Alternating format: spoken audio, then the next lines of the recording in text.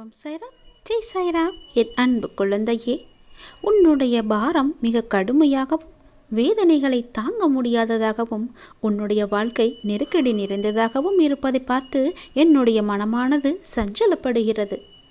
யார் இந்த இக்கட்டான நேரத்தில் உதவுவார் என்று எல்லா இடத்திலும் உனது கையை விரித்து கலக்கம் கொண்டிருக்கின்றாய். துக்கமும் துயரமும் இப்போது உன்னை அழித்து கொண்டிருக்கிறது. இதிலிருந்து எழுந்து வர நீ முயற்சி செய்கிறாய். ஆனால் உன்னால் வர முடியவில்லை. என்னை நம்பி நீ என் ஆலயத்திற்கு வா. உன்னுடைய வாழ்க்கையை நான் வளமுடன் நல்லதாகவே மாற்றி காமிக்கின்றேன். உன்னுடைய விசேஷத்தன்மையை கண்டறிந்து அதை பொறுப்புடன் பயன்படுத்தும் போது செய்யும் அனைத்திலுமே உனக்கு நிச்சயம் வெற்றி கிட்டும். அவமானப்படுத்தும் போது கவலை வேண்டாம். வலித்தால் கொஞ்சம் தாங்கிக் கொள்ளுங்கள். ஒரு நாள் வாழ்ந்தால் உங்களைப் போல வாழ வேண்டும் என்று உதாரணம் காட்டுவார்கள். தன்னம்பிக்கைக்கு அவ்வளவு சக்தி உண்டு. வாழ்க்கையில் நமது எண்ணங்கள் மிகவுமே வலிமையானவை. நாம் எண்ணுவதையே நமக்கு தரும் ஆற்றல் மிக்கவை. எனவே நமது எண்ணங்கள் எப்பொழுதும் சுயநலமற்றதாகவும் பிறருக்கு பயன் தருவதாகவும் உயர்ந்ததாகவும் இருந்தால் வாழ்க்கையில் நீங்கள் நிச்சயம் உயரலாம். நேர்மையுடன் செயல்படுங்கள். நேர்மைக்கு என்றுமே ஒரு தனி சிறப்பு உண்டு. நேர்மைக்கு என்று தனி மதிப்பு மரியாதை உண்டு. அது உங்களிடத்தில் இருந்தால் நீங்களும் மதிக்கப்படுவீர்கள். நாம் உறுதியாக நம்பி வந்தவை எல்லாம் சுக்கு நூறாக சிதறி போகும்போது ஏற்படக்கூடிய தீவிரமான தடுமாற்றத்தை போன்று வேறு எதுவும் நம்மை மனிதனாக்குவதில்லை. வாழ்க்கையில் திரும்ப பெற முடியாதவை உடலை பிரித்த உயிர், கடந்து சென்ற காலம், வாயிலிருந்து வந்த சொற்கள். இந்த மூன்றிலும் நாம் எப்பொழுதுமே கவனமாக இருக்க வேண்டும். உங்களுக்கென பலமாய் பலர் இருக்கின்றார்கள் என்பதை காட்டிலும் தனியாய் இருந்து போராடி பாருங்கள். உங்களை நீங்களே போற்றத் தொடங்குவீர்கள்.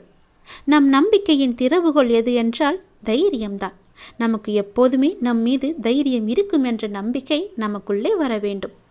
தவறு செய்தால் தலை குனிந்து மன்னிப்பு கேட்போம். இல்லையெனில் தலை நிமிர்ந்து நாம் நடப்போம். தொப்புள் கொடி அறக்கப்பட்ட அடுத்த நொடியிலிருந்து இந்த பூமியில் பிறந்த அனைத்து உயிர்களும் அனாதைதான். தடைகள்தான் வாங்கல் வாழ்க்கையை சுவாரஸ்யமாக்கும். ஏனென்றால் சுவாரஸ்யம் இல்லா சினிமா கூட மக்களை ரசிக்க வைப்பதில்லை. இரும்பை யாராலும் அழிக்க முடியாது. ஆனால் அதன் சொந்த துருவே அதனை அழித்து விடும் அல்லவா? அதுபோலத்தான் ஒரு மனிதனின் வளர்ச்சியும் வீழ்ச்சியும் அவனது மனநிலையை பொறுத்தே அமைகின்றது. அதனால் எதை பற்றியும் சிந்திக்காதே. உன்னால் நிச்சயம் முடியும் என்ற தைரியம் உனக்குள் இருந்தால் உன்னால் எதையுமே சாதித்து காட்ட முடியும். உனக்கு நல்ல வாழ்க்கை வேண்டும் என்று ஆசைப்பட்டு கொண்டிருக்கின்றாய். இப்போது உள்ள வாழ்க்கையை எப்படி திரித்து நல்லபடியாக அமைத்து கொடுப்பது என்று நீ என்னிடம் வந்து வேண்டியிருக்கின்றாய். உனக்கு தங்கமே, உனக்கு கேட்டபடியே நான் நல்வாழ்க்கையை அமைத்து தரப்போகின்றேன். நீ விரும்பிய வாழ்க்கையை நான் உனக்கு வாழ வைக்கப் போகின்றேன்.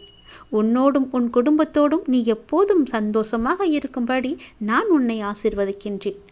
உன்னோடு நான் இருப்பதை நீ உணர்ந்து கொள்ளும் நேரம் எப்பொழுது உனக்கு தோன்றுகிறதோ அந்த நொடி முதலே உனக்கான வாழ்வை நான் உனக்கு அர்ப்பணித்து விடுவேன்.